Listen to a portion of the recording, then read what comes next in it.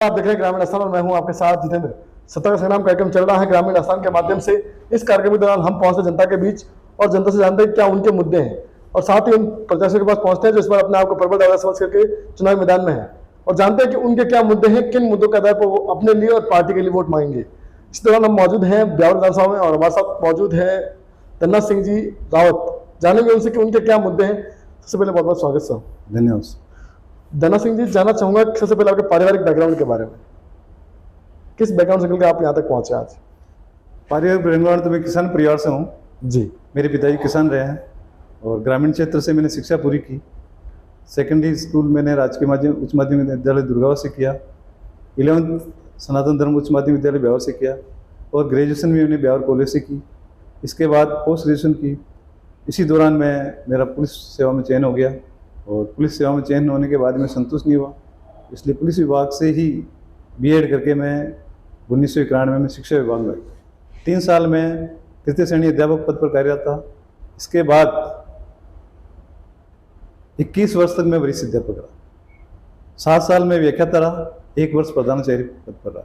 जी। इस दौरान शिक्षा विभाग में आने के बाद मैं शिक्षक राजनीति से सक्रिय रूप से जुड़ा रहा। मैं लगातार शिक्षक संघ में अपने साथियों से संपर्क में रहा, उनकी समस्याएं सुनता, उनका समाधान करता और मैं 18 वर्ष तक लगातार पदों पर रहा। 9 बार मैं ब्यावर जिले का जिलाध्यक्ष बना, 5 बार जिला सभाध्यक्ष बना, 1 बार जिला संगठन मंत्री बना और उपशाखा जेवाजा का मैं कोषाध्यक्ष, मंत्री और अध्यक्ष तीनों पदों पर कार्यरत रहा। जी। इतने बड़े पदों पर रहे, सेवानिवृत्ति के बाद तुरंत राजनीति की ओर आने का क्या कारण रहा?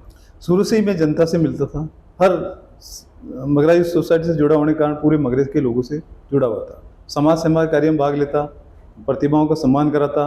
लगातार इस प्रकार की प्रक्रिया 1986 से मैं कर रहा हूँ। समाज सेवा मतलब शिक्षा विभाग में होते ही मैं घर पर कम ही रुकता और समाज की सेवा में लीन रहता था। अभी वर्तमान में राजस्थान में गहलोत सरकार कार्यरत है, उनके कामकाज को धन्ना सिंह जी कैसे देखते हैं? गहलोत साहब की जो योजना है धरातल पे सही प्रकार से लागू नहीं हो रही है। अभी जो मोबाइल दिए हैं, मेरी परिवार में एक मोबाइल मिला है, वो मोबाइल काम ही नहीं कर रहा और लगातार केवल फ़ोन दे दिए हैं लेकिन उसको फील्ड में काम नहीं आ रहा है। वो ऐसा लगता है कि ये कंपनी को लाभ देने की नीयत से ये मोबाइल वितरण किए गए हैं, महिलाओं को कोई लाभ उससे नहीं मिल रहा। दूसरा, गहलोत साहब की जो बेरोजगारी की योजना है, लगातार आंदोलन हो रहे हैं। अभी कल भी लाठीचार्ज हुआ है नियमितीकरण के लिए, पैरा टीचर्स को, शिक्षा कर्मियों को, एनएम को, इनके पर लाठीचार्ज किया जो कतई न्यायोचित नहीं है। उनकी जो चुनावी घोषणा पत्र में जो वादा किया, मेरा ये मानना है कि उनको पूरा करना चाहिए और वो वादा पूरा नहीं होने से आने वाले चुनाव में निश्चित रूप से ये बेरोजगार हैं, गहलोत सरकार के विरोध में जाएंगे और इनको नुकसान उठाना पड़ेगा, इसमें कोई कमी नहीं। जी। यहाँ के स्थानीय बात करूँ तो यहाँ से शंकर सिंह जी रावत अभी एमएलए हैं, लगातार 15 वर्ष से इस सीट पर काबिज हैं। उनके कामकाज को आप कैसे देखते हैं, उनकी कार्यशैली को कैसे देखते हैं आप? शंकर सिंह जी 3 बार विधायक बने यहाँ से। 2 बार, 1 बार सत्ता पक्ष के साथ रहे और 2 बार विरोध में विपक्ष में रहते। शंकर सिंह जी की योजनाएं जो मुख्य थी, जल जिला, 2 मांगे थी, उन्होंने पूरी कर दी। 15 वर्ष से लगातार रहने से उनके जो कार्यकर्ता है निराश हो रहे हैं कि लगातार एक व्यक्ति 3-15 साल रहने से दूसरों को मौका मिलना चाहिए। तो अभी वर्तमान में चाहते हैं कि भाई रावत समाज के किसी व्यक्ति को मौका मिले ताकि वो अच्छा काम कर सके, क्योंकि बेरोजगारी जो युवा व्यक्ति ज़्यादा जानता है, उनको ये पता रहता है कि किसकी क्या समस्याएं हैं। वर्तमान में क्षेत्र में यहाँ रोजगार के अवसर कम है, ग्रामीण क्षेत्रों में खेती भी सीमित मात्रा में, तो लोगों का जो लूटपाट की तरफ, विरोधी गैंगों की तरफ ज़्यादा झुकाव हो रहा है क्योंकि रोजगार नहीं है। तो यहाँ के जो बेरोजगार है बहुत निराश है, बाहर नौकरी करते हैं, गांव के गांव खाली हो रखे हैं। मतलब गांव में युवा मिलते ही नहीं। कहीं देख भीम क्षेत्र के या ताड़गढ़ क्षेत्र के जो क्षेत्र है, कई गुजरात नौकरी कर रहे हैं, महाराष्ट्र नौकरी कर रहे हैं, अपना घर गुजारा कर रहे हैं। स्थानीय रोजगार की सुविधाओं का यहाँ अभाव है। तो मैं चाहता हूँ कि यहाँ एक बार लोगों को, स्थानीय लोगों को तरजीह ज़्यादा मिले। जैसे डूंगरू बांसुरा में जो क्षेत्र है, ट्राइबल एरिया है, इसी तरह मगरांचल को भी एक विशेष दर्जा मिले और यहाँ के 50% लोग यहाँ स्थानीय भर्ती हो ताकि यहाँ की बेरोजगारी कम हो सके। योग्य अभ्यर्थी है लेकिन उनको मौका नहीं मिल पा रहा है, उनके मतलब किसी प्रकार के आरक्षण की व्यवस्था नहीं है, इसलिए बेरोजगारी बहुत ज़्यादा फैल रही है। तो ऐसी स्थिति में चाहता हूँ कि शंकर सिंह जी ने अभी तक इस मामले में कोई विरोध नहीं किया या विधानसभा में मांग नहीं उठाई कि भाई इन बेरोजगारों का क्या करें, ऐसा कोई समाधान नहीं। अगर भारतीय जनता पार्टी आपको भरोसा करती है तो धन्ना सिंह जी के क्या प्रमुख मुद्दे रहेंगे जिन मुद्दों को लेकर के आप जनता के बीच पहुंचेंगे? मेरी योजना है कि जो ब्यावर का जो ग्रामीण क्षेत्र है उसमें काश्तकारों को पूरा जो जमीन के है हर साल जो बुआई करते हैं नुकसान का धंधा। तो पहला तो ये रहेगा कि खेती के लिए खाद बीज इनको निःशुल्क मिले किसानों के लिए। दूसरा, महिलाओं को भी रोजगार के लिए जो नरेगा योजना है इसका विस्तार किया जाए।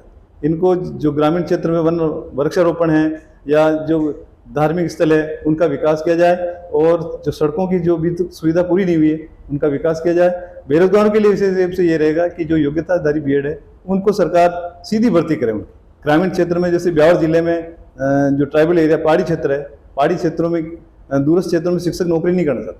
बाहर के जिलों के लोग लगातार छुट्टी लेके जाते हैं, अपनी योग्यता हासिल करके दूसरे जिलों में वापस चले जाते हैं, और यहाँ के यहाँ आने वाले हर साल जो शिक्षक भर्ती होते हैं 500 भर्ती होते हैं, 400 शिक्षक वापस चले जाते हैं। तो यहाँ जो बच्चों में है उसका जो शैक्षिक स्तर है वो गिर रहा है लगातार।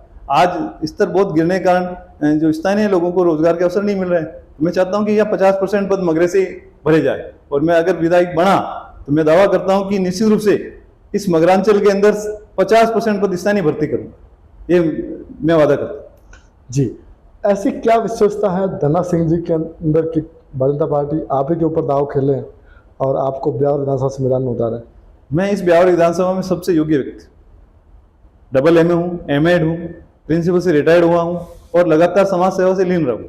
मैं पार्टी की सरकारी नौकरी में होते हुए भी अप्रत्यक्ष रूप से मेरा परिवार, मैं खुद 1990 से जुड़ा हूँ।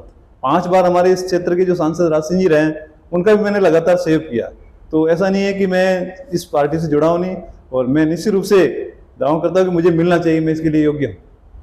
जी, धना सिंह जी, अंत में आप ग्रामीण आस्थान के माध्यम से ब्यावर की जनता से क्या अपील करना चाहेंगे? ब्यावर के मतदाता मेरा पूरा समर्थन है।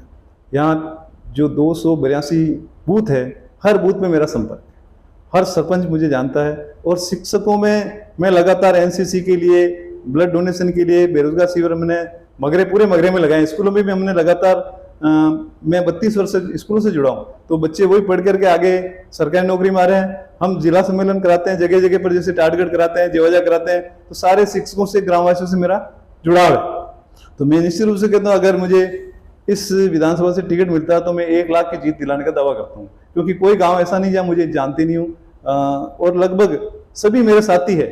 मेरी जो शिक्षक राजनीति है, 2000 मेरे ब्यावर जिले से सदस्य हैं, सभी ये चाहते हैं कि इनको इस बार टिकट मिले और ब्यावर विधानसभा में रिकॉर्ड जीत हो और इस क्षेत्र का विकास।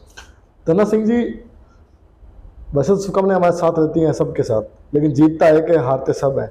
टिकट एक को मिलता है, बाकी सबका अलग अलग अपना अपना ओपिनियन होता है। क्या धना सिंह जी को भारतीय जनता पार्टी ने मौका नहीं दिया तो क्या धना सिंह जी निर्दलीय या थर्ड फ्रंट की ओर जाने की सोचेंगे? हमारा काम टिकट तक है, हम प्रयास करेंगे, पूरी ताकत लगाएंगे, मुझे टिकट मिले, क्योंकि मैं योग्य दावेदार हूँ। अगर किसी कारण से पार्टी टिकट नहीं देते हैं तो मैं पार्टी के साथ हूँ।